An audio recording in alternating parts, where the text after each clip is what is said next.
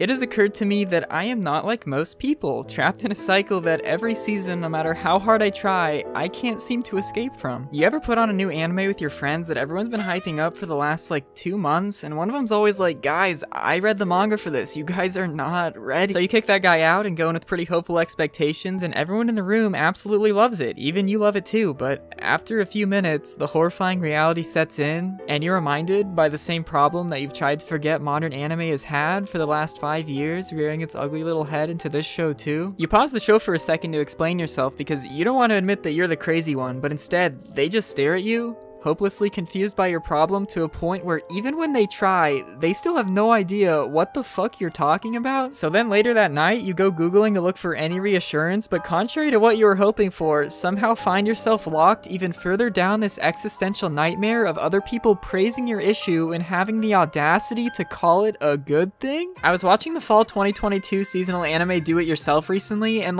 don't get me wrong, this anime is pretty good, but as much as I was trying to ignore it, there was just something about the voice acting that wouldn't leave me alone no matter how hard I tried, and I just need someone else to tell me that this is normal.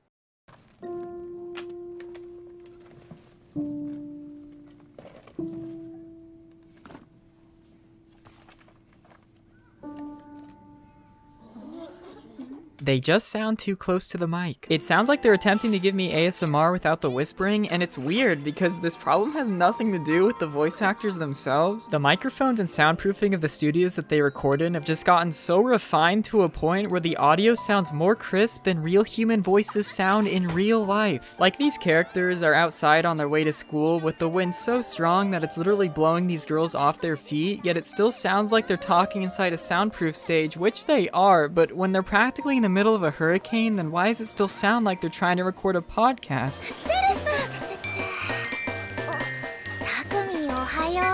The worst part about this is I don't even know who's at fault. Is it the sound engineers, the microphones, the soundproofing? I mean, I'd be astonished if it was the seiyu's fault, considering this is literally every single new anime. Fortunately, or maybe unfortunately actually, Do-It-Yourself's case isn't even that bad. The worst offender of this, by far, happened when I watched Re:Zero Season 2. There's something about the way that Amelia and Subaru say their words with this very pronounced pop sound whenever there's a p, s, or t. Hold on, these guys are on a moving caravan being pulled by fairy tale dragon fucks on a gravelly dirt road, so why do their voices still sound so close to my face, like they're on the verge of biting off my earlobes?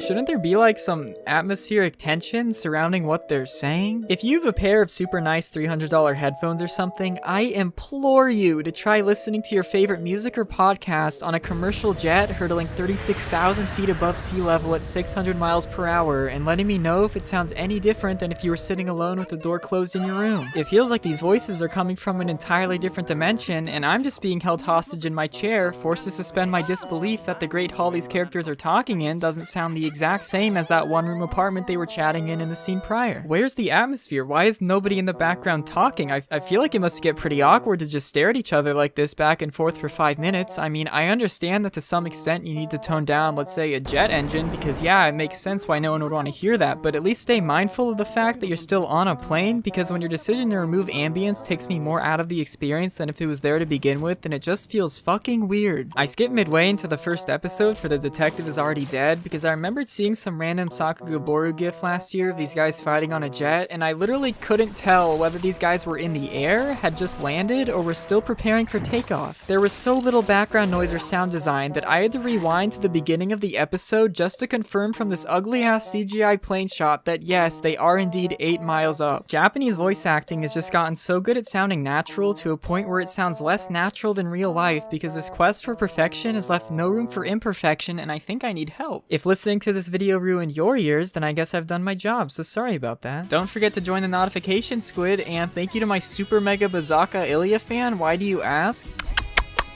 And thank you to my super mega Ilya fans, Al Karenchi, Bruno Bucciarti, DE Rats, Arya on the Planet, Emma, Cal, MHub47, Min Min Mantra, Omar, Red Raccoon, Sheena, the Epic Droid, and thank you to all my other patrons. Bye!